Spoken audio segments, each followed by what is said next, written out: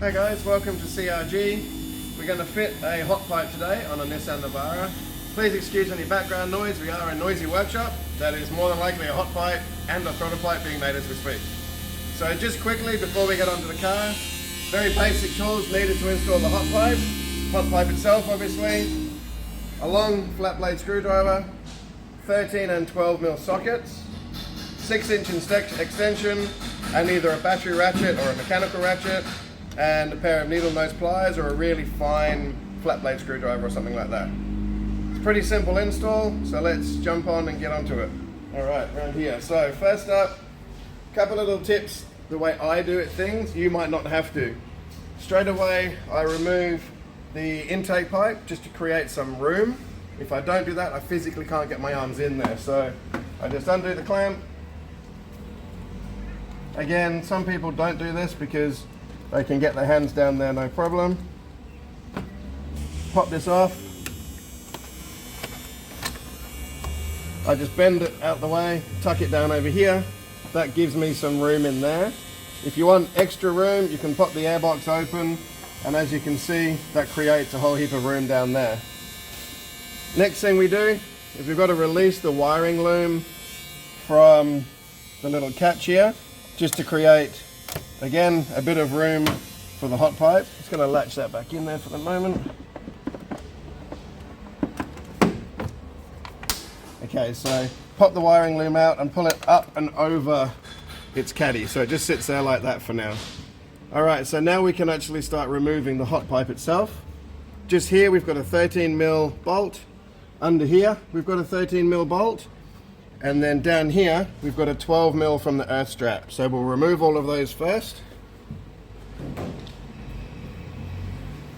Alright, so 6-inch extension and the 13mm. Obviously we're undoing. This one is down under here. So I come in between the aircon line and the brake booster. Obviously you've got to get onto it. Somewhere there. If I can find it.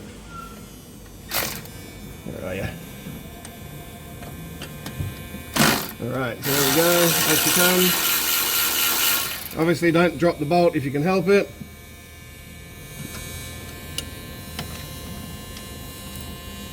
Oh, got it stuck, there it is. Okay, so one 13mm bolt. The second one down here, we don't need the extension for, so just straight onto it. If your hot pipe's been changed by the factory before, this bolt is probably cross-threaded. They seem to do it every single time. Pop it out, hang on to it as well. This one down here is a little bit awkward to get to sometimes. So with the battery ratchet, I come in around the back here and just crank it out. Again, don't drop it. Obviously the earth strap will just dangle, that can just stay where it is. So that's now loose, we just need to remove the clips.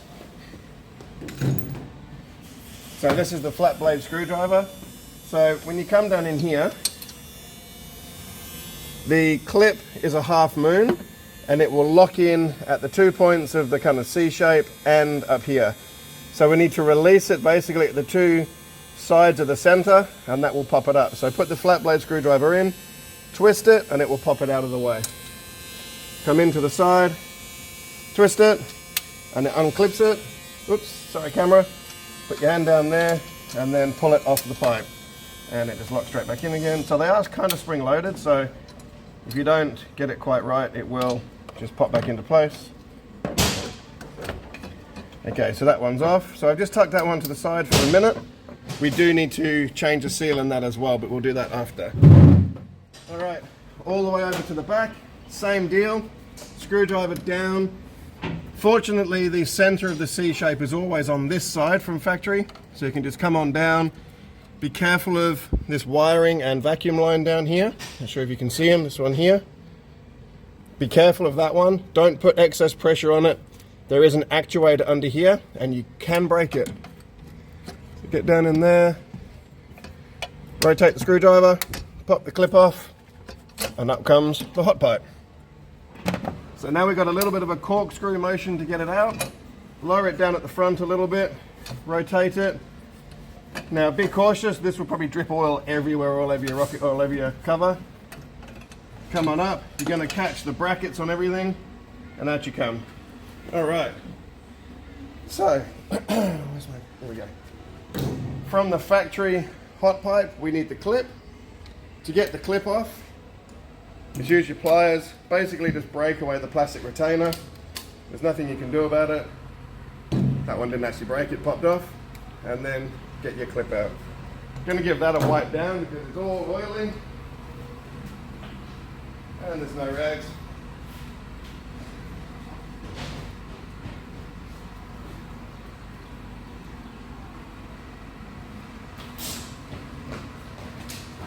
Here's a rag I didn't prepare earlier. Wipe that one down. And it goes back on the new hot pipe exactly the same way. So you'll see the hot pipes, we have them made, there's 3 grooves on the top and 2 grooves on the underneath. Now that is to accommodate both series 1 to 4, like this one, and series 5, which is a different kind of clip. So put the center one in, pull these around and just sit them into the grooves, and that's the spring tension you can see there. That's done. That can be ready to fit, but before we do that, got to put the supplied O-ring in the factory rubber pipe. Okay, so down in here, this is where this gets awkward for me, so that's why I pop everything open, create myself some room so I can get down in here. So, it's going to be harder to see light-wise. Down in here, just going to use my pliers to grab the O-ring that's inside the factory pipe. Okay, just like that. That one goes in the bin. Our new O-ring goes in the same groove that the factory one came out of. Really easy. Poke it in, push it around till it sits in the groove with nothing bulging out of it.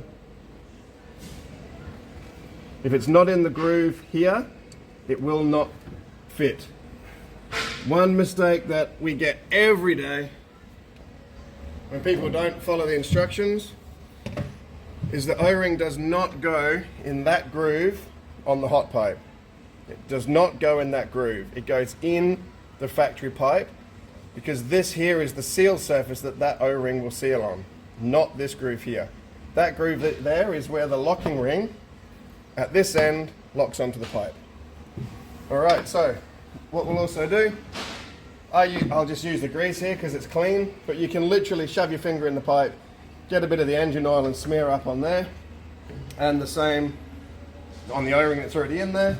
But just to keep it clean for today's video purposes, I'm just going to smear a little bit around there, because as we said, that's the surface it's got to ride up on.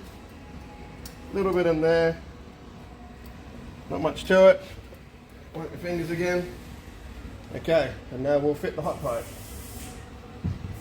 So, reverse the action of going in. So as you can see, I'm kind of pointing upwards. Bring it in. The bracket's going to get caught on everything. Don't try and locate it onto the pipe yet. We'll do that after.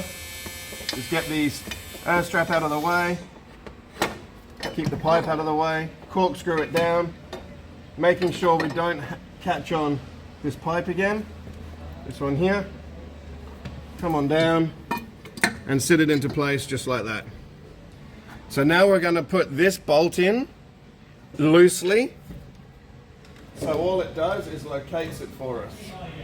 We're not going to tighten it up yet, but what we want to do is hold it into position so that nothing's kind of falling out the way. One little point to mention, so for those of you that we've posted this out, if this bracket gets bent in the mail, which can happen, it's just an aluminium bracket that's bubble wrapped and cardboard protected, this should be pretty much 90 degree off the pipe with a 90 degree bend. If it's curled around the pipe in any way, it's been bent, just bend it back. All it's got to do is line up with the hole. Doesn't have to have any load or strength necessarily. All it really does, it stops the pipe moving left to right. Okay, so I'm going to get myself into position. As I said, just loosely, a couple of times with your fingers. Now, you should all know, if you're working on a car, never start a bolt thread with an impact tool or anything like that. If you thread it, you're stuffed. Start it by fingers to make sure it's good, and then you fit it. All right, so this is the trickier part of a hot pipe. In general, you can't just hold here, push here, and it lock into place. I'll show you how I do it. All right, so this one's a little bit trickier with the bull bar, but I'm gonna climb right up on top, get my weight up on the top of the car here, purely so I can put a whole shoulder weight down on the pipe. Now, normally I'm a little bit to the left, but today I'm doing it from the right, so my right hand on the pipe. With my left hand, I'm just gonna wiggle this down here, okay? So you can see this is why we've left this loose. So put some pressure down on here. The first O-ring will ride onto the surface really easy. It's the second one that's harder to get. So if you just push down, it won't go on. You need to move this one to be able to get that seal on a bit of an angle.